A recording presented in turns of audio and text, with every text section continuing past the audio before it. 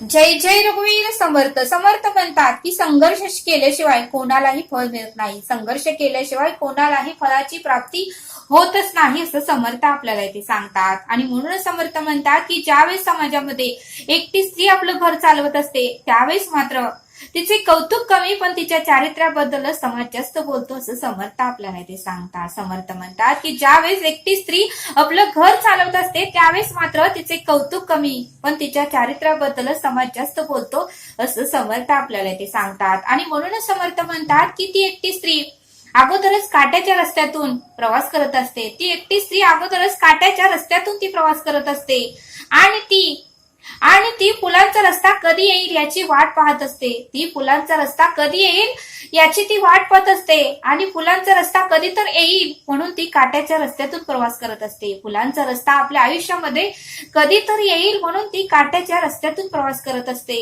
पण समाजातील लोक मात्र तिच्या रस्त्यात अजून काटे टाकण्याचा प्रयत्न करतात. पण या समाजातील लोक मात्र तिच्या रस्त्यामध्ये अजून काटे टाकण्याचा प्रयत्न करतात. आणि म्हणूनच समर्थ म्हणतात की ती एकटी स्त्री मात्र कोणाच्याही रस्त्यामध्ये जात नाही. ती एकटी स्त्री मात्र कोणाच्याही रस्त्यामध्ये कोणाच्याही वाटेमध्ये जात नाही. पण तिच्या रस्त्यात तिच्या आयुष्यात मात्र बरेच जण तिला त्रास द्यायला येतात. म्हणून समर्थ म्हणतात की ती एकटी स्त्री मात्र कोणाच्याही रस्त्यामध्ये जात नाही, कोणाच्याही रस्त्यामध्ये आडवी जात नाही. पण तिच्या रस्त्यात मात्र तिच्या आयुष्यात मात्र बरेच जण तिला त्रास द्यायला येतात. तिने कोणाकडे सल्लाही विचारलेला नसतो. त्या एकट्या स्त्रीने एकटी घर चालवत असते, एकटी संसार प्रपंच करत असते. पण ती कोणाकडेही सल्ला विचारायला जात नसते. तरीही लोक तिला सल्ले द्यायला येतात. आणि म्हणून समर्थ म्हणतात की तिच्या गुणाचे कौतुक कमी करतात. त्या एकट्या स्त्रीच्या गुणाचं कौतुक मात्र कमी असतं पण तिचे दोष मात्र तिला नेहमी दाखवले जातात.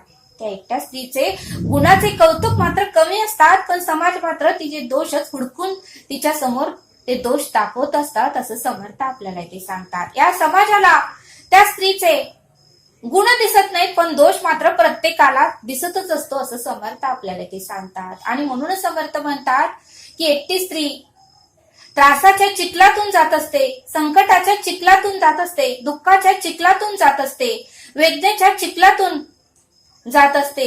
ती या चिखलातून बाहेर येण्याचा नेहमी प्रयत्न करत असते. ती या त्रासाच्या चिखलातून, या संकटाच्या चिखलातून, या दुःखाच्या चिखलातून, या वेदनेच्या चिखलातून बाहेर येण्याचा नेहमी प्रयत्न करत असते. पण समाज मात्र तिला परत त्या चिखलातच टाकण्याचा प्रयत्न करतो. समाज मात्र परत तिला त्या चिखलात टाकण्याचा प्रयत्न करतो. आणि म्हणूनच समर्थ म्हणतात की संसारात सुख नाही, प्रपंचात सुख नाही, संसारामध्ये सुखच नाही, प्रपंचामध्ये सुखच नाही. तरीही समाज एखाद्या स्त्रीला किंवा एखाद्या अविवाहित मुलीला तू विवाह कधी करणार, तू संसार कधी करणार हाच प्रश्न तिला अगोदर विचारला जातो. आणि म्हणून समर्थ म्हणतात की मुळात संसारात सुखच नाही, म्हणूनच समर्थ रामदासांनी पूर्वी श्लोक लिहूनच ठेवला आहे. नवे सार संसार हा घोर आहे, मना सज्जना सत्य शोधून पाहे. जने विष खाता पुढे सुख कैसे, करी रे मना ध्यान या राघवाचे. या श्लोकाचा अर्थ समर्थ सांगतात की हे मना, हा संसार अनित्य आहे, महादुःख आहे. या संसारात सार असे काहीच नाही. तेव्हा सार काय आणि आसार काय याचा तू शांतपणे नीट विचार कर. विवेकाने सत्याचा शोध घे. सत्य काय आहे, असत्य काय आहे, सुख कशात आहे, दुःख कशात आहे. बाबा रे, विष खाल्ल्याने सुख मिळणार नाही. आज विष खाल्लं आपण मरूच जाणार पण पुन्हा 84 योनीमध्ये आपला जन्म होणार. म्हणूनच समर्थ म्हणतात की बाबा रे, विष खाल्ल्याने सुख मिळेलच असे नाही. म्हणून सुखाचेही या राघवाचे तू चिंतन कर म्हणजे तुला सुख आणि समाधान प्राप्त होईल असं समर्थ आपल्याला इथे सांगतात. आणि म्हणूनच समर्थ म्हणतात की एखाद्या स्त्रीला समाज प्रोत्साहन देत नाही, तिचं खच्चीकरण करतो. तिला कधीही प्रोत्साहन देत नाही. तू बिझनेसमॅन हो, तू काहीतरी समाजासाठी करून दाखव, तू तुझं नाव कमव असं तिला प्रश्न विचारला जात नाही. तर तिला अगोदर तू विवाह कधी करणार, तू संसारात कधी पडणार हाच तिला प्रश्न विचारला जातो असं समर्थ आपल्याला इथे सांगतात. आणि म्हणूनच समर्थ म्हणतात की स्वामी विवेकानंदांनाही माहिती होतं आणि म्हणूनच ते नामस्मरण करत भारत भ्रमण करत बसले, पण ते संसारात पडले नाही. गौतम बुद्धांनीही विवाह केला होता, पण ज्यावेळेस त्यांच्याच गावामध्ये एक व्यक्तीचा मृत्यू झाला, त्यावेळेस त्यांना समजलं की खरंच जीवनामध्ये सुख नाही, खरं सुख तर नामस्मरणातच आहे, खरं सुख तर अखंड तपश्चर्या केल्यावरच मिळणार आहे. आणि म्हणूनच गौतम बुद्ध त्या दिवसापासून त्यांनी संन्यास पत्करला आणि त्यांनी परत संसारात पडले नाही. भगवान महावीरांनाही माहिती होतं आणि भगवान महावीरांनीही संसारात पडलेच नाही. त्यांनीही अखंड नामस्मरण तपश्चर्या करून निर्वाण प्राप्त करून घेतला. आणि समर्थ रामदास स्वामींनाही माहितीच होतं, पण आईने अट्टहास केला म्हणून ते लग्नासाठी तयार झाले आणि भोल्यावर चढल्यावर शुभमंगल सावधान असे म्हणताच ते लग्न मंडपातून पळून नाशिकला पंचवटी नदीमध्ये तपश्चर्या करण्यासाठी गेले. आणि बऱ्याच वर्ष त्यांनी भारत भ्रमण केलं, नामस्मरण केलं, तपश्चर्या केल्या आणि मग त्यांना श्रीराम प्रभूंनी दर्शन दिलं असं समर्थांनी सांगितलं. आणि म्हणूनच समर्थ म्हणतात की एकटी स्त्रीला समाज हे सुखाने जगू देत नाही. ती संघर्ष करून पुढे जात असते, पण समाज मात्र तिचं खच्चीकरण करतो. ती पुढे 10व्या पायरीवर चढण्याचा प्रयत्न करते, पण समाज मात्र तिला पहिल्या पायरीवरच आणून ठेवतो, तिला पहिल्या पायरीवरच ओढण्याचा प्रयत्न करतो. आणि म्हणूनच समर्थ म्हणतात की आपण जर इतरांना प्रोत्साहन देऊ शकत नाही, आपण जर इतरांना उत्तमाचा मार्ग दाखवू शकत नाही, तर इतरांचं खच्चीकरण तर करू नका, इतरांना दुःख तर देऊ नका, इतरांचा पाय ओढण्याचा तरी प्रयत्न करू नका. समाज तर पुढे जात नाही, पण एखादी व्यक्ती जर पुढे जात असेल, एखादी व्यक्ती जर संघर्ष करून पुढे जाण्याचा प्रयत्न करत असेल, तर त्या व्यक्तीला समाज मात्र ओढून परत चिखलामध्ये आणून ठेवण्याचाच हा समाज प्रयत्न करतो असं समर्थ आपल्याला इथे सांगतात. आणि म्हणूनच समर्थ म्हणतात की एखादी वस्तू मिळेपर्यंतच हौस असते, ती मिळाल्यावर मात्र त्याचा आनंद कमी होतो असं समर्थ आपल्याला इथे सांगतात. आणि म्हणूनच समर्थ म्हणतात की सुख हे संसारात थोडं सुद्धा नाही असं समर्थांनी सांगितलं.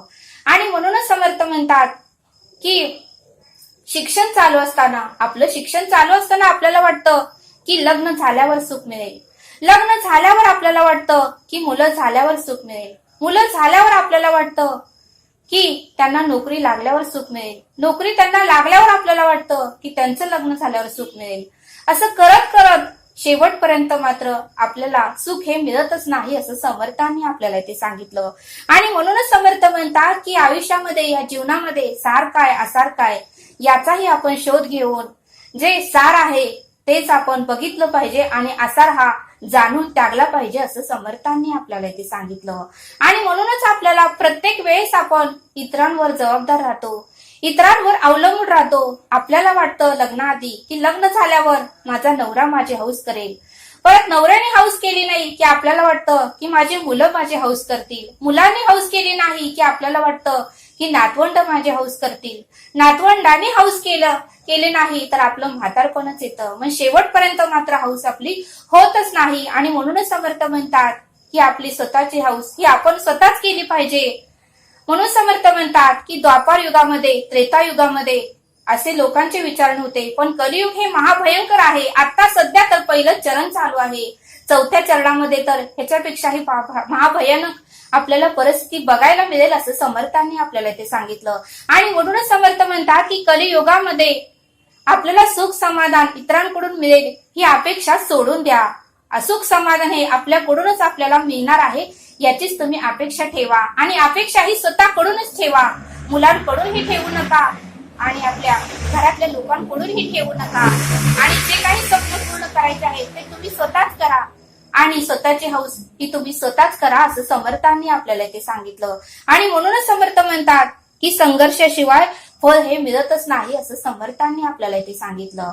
आणि म्हणूनच समर्थ म्हणतात की संसारात आपल्याला सुख थोडं सुद्धा नाही. आणि म्हणूनच समर्थ रामदासांनी ही श्लोक लिहून ठेवला आहे, जनी सर्व सुखी असा कोण आहे, विचारे मना तुझ शोधून पाहे, मनातांचे रे पूर्व संचित केले, तया सारखे भोगणे प्राप्त झाले. असा समर्थ रामदासांनी पूर्वीच हा श्लोक लिहून ठेवला आहे असं समर्थांनी आपल्याला इथे सांगितलं. म्हणून समर्थ म्हणतात की बाबा रे, सार काय आसार काय, चांगलं काय वाईट काय याचा तू विचार कर आणि त्याच मार्गाने तू चालण्याचा प्रयत्न कर, असं समर्थांनी आपल्याला इथे सांगितलं. तरी आता आपण येथेच थांबूया. धन्यवाद. जय सद्गुरू.